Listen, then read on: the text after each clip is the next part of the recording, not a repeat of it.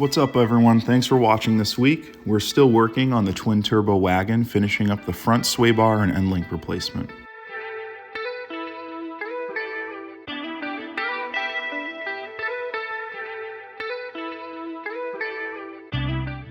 If possible, treat everything with penetrating oil ahead of time. It'll just really help make your life a lot easier. Even if you only have 30 minutes or an hour, get in there, soak some stuff down, and then get the wrenches out. Pay attention to how the bar is oriented to the links, right? Because you can install these backwards. So as you're removing it, just take note of how the sway bar in your car sort of aligns with the end links before you go ahead and remove the links. And then as you can see here, removing the bushings from the subframe. On this Subaru, it's just a couple of, I think it was 14mm bolts, or maybe it was 12mm bolts up front. Luckily not much rust, so this came right off.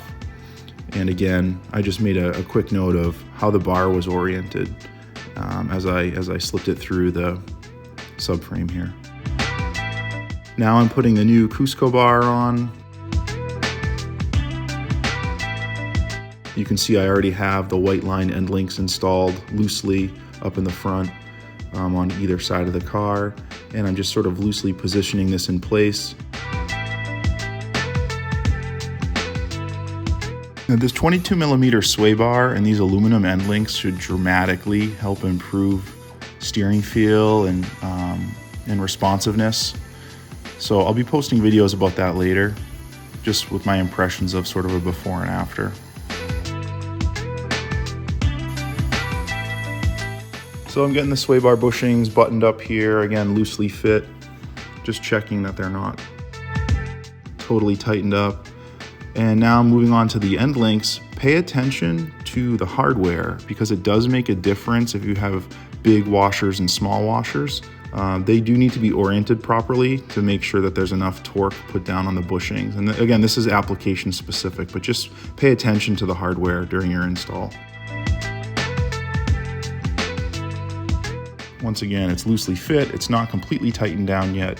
And reason is, you're gonna need to, if you're working on a lift like I am, where your car's up in the air on jack stands, and you get the wheels off, you're gonna want to return the car to ride height because you need the suspension geometry to be aligned to where it would be as if you were driving the car before you tighten things down. And you'll kind of see what I mean here in a moment.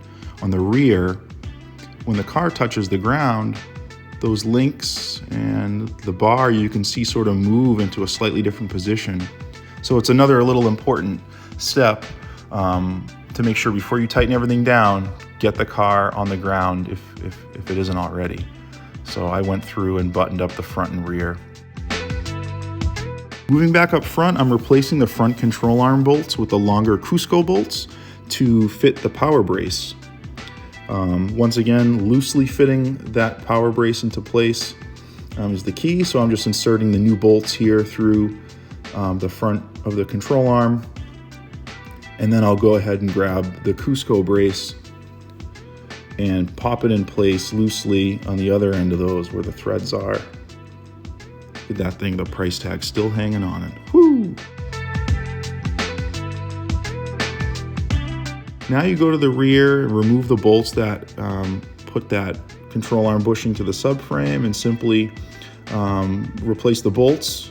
And there you have it. Tighten everything down, there you have it. The install is done. I'll post some videos soon about impressions of before and after.